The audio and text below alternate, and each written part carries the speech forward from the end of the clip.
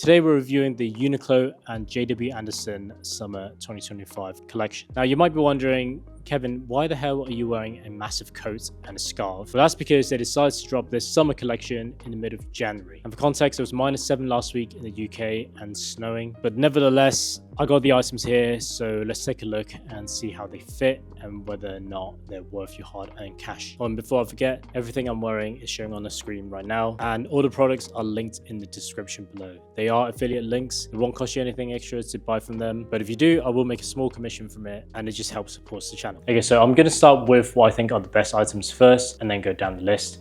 And for me, I think this oversized zip-up hoodie is the dark horse of this collection. I got this one in a size medium, and I think it's an extremely good piece. It's kind of a new item. Uniqlo already sells a few zip-up hoodies, but this one is significantly improved in many areas. The material is a lot thicker and it's a much heavier cotton fabric. It's also 100% cotton and features cool JWA signature on different parts of the hoodie, like the sleeves, the drawstring, and the zip.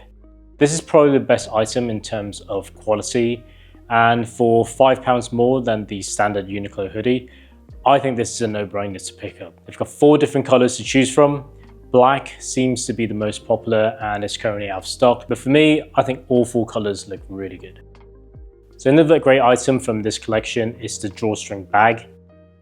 Now JWA and Uniqlo, they always do some unique accessories in their drop, and this one is something completely new. Uniqlo doesn't actually have anything like this at the moment in their core collection. So once you filled it, you can pull the leather buckle to tighten the drawstring, and you've got yourself a nice kit bag for the gym. One thing I wondered about was what's inside the zip, and when you open it, it turns out to just go into the main compartment, so it's not an external pocket. I did shove 2 hoodies in there to give the bag some volume for the video, and for this bag, I do think it's a really good option as a gym or as an overnight bag, but you won't really be able to carry a laptop securely in it. If you do need a messaging bag for work, you might want to consider the Noah satchel from BEARA BEARA. You can fit a full-size laptop in there, and the leather quality is really good, and somehow is only £225. So it's definitely something I'd recommend if you're looking for something to carry into the office. Next up is the oversized rugby shirt from the regular men's collection. I got this one in a size large, which is my true to size. And I really like the fit of this. I think the way it sits on your body is really comfortable, and the oversized design is not too baggy. I also don't think Uniqlo offers anything like this at the moment, so it is quite unique. Personally, I prefer to pop the collar for these kind of shirts. I just think it looks a little bit better. This is 100% cotton with a subtle JWA embroidery on the chest. Overall, it's a really solid piece, and I also believe rugby shirts are making a big comeback this year, with many brands dropping their own versions of rugby tops. So I think it's worth having something like this in your wardrobe. Now, if you're looking for a cropped rugby shirt, you could consider the women's one. This one here is the largest size available, and as you can see, it's very cropped. I would say it's very similar to how A&F do their crop pieces.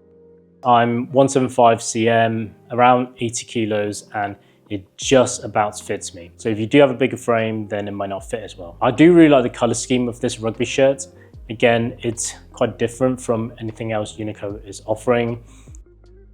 The material is also 100% cotton and has the same JWA embroidery on the chest. So if you're into a blue, pink, and yellow cropped rugby shirt, then this could be a really good option. Now, the reason why I'm sitting in front of this dark color scarf is that when I stand in front of this beige wall behind me, the yellow at the top of the rugby shirt actually makes it look like I've got a really flat shoulder line. So I just wanted to make sure you get a better feel of how it might actually look. Next, we have the Oxford shirts. Now, this is one of the few items that is just a reskin of an existing piece from the core collection.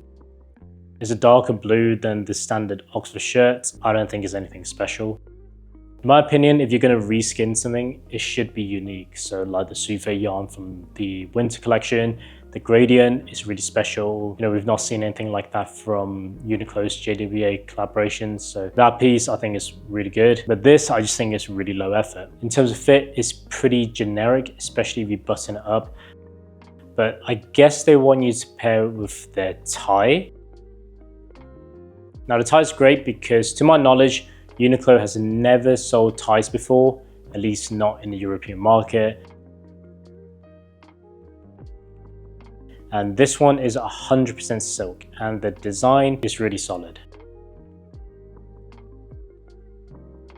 I really like the dark blue with the red and white stripes, and it's cheaper than silk ties from other brands, without factoring discounts of course. So I think the tie is a great purchase. Now, if you're going for a smarter look, I'd probably pair it with the Uniqlo U wide trousers in the natural color with a nice blazer. Personally, I'd go for something a little bit more premium, like this one from HAWES CURTIS. It's more sophisticated than the AirSense blazer from this collection. I've purchased the AirSense blazer before, and the material is just really thin, and you can see the outline of whatever you're wearing underneath, which just looks a bit cheap. So I think it would look much better if you are to pair it with a proper blazer. Now, the Oxford shirt does have a few variations. I also have the pink stripe version, which is nice for creating contrast with the tie and other items like the hoodie. Overall, I think the Oxford shirts are fine if you need to purchase one, but they're not something that you need to rush and get. Denim shirt is in a reskin of an existing item. Now again, it's a dark color than the standard Uniqlo denim shirt. I think it looks better when it's not buttoned up.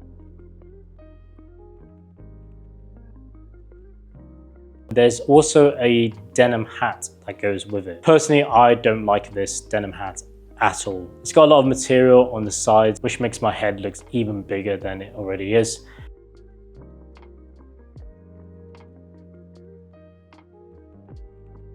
And compare that to the Neo cap, you can see the design is much more refined and gives you a slimmer look.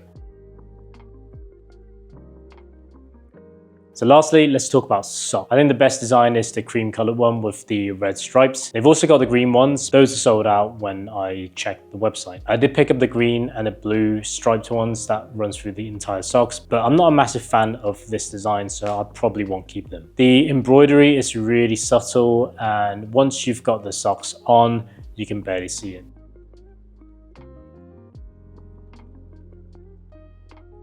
The quality is good, and given the price, I don't think you can go wrong with picking up any of these. Alright, so that's my review of the Uniqlo and JWA summer collection. There are some interesting pieces like the hoodie and the rugby shirts, but overall it's not as exciting as the previous collection. It's also just so strange that they're dropping this summer collection in the mid of January. Maybe they're just riding the wave of JW Anderson recently winning the Designer of the Year award. Anyway, that doesn't matter.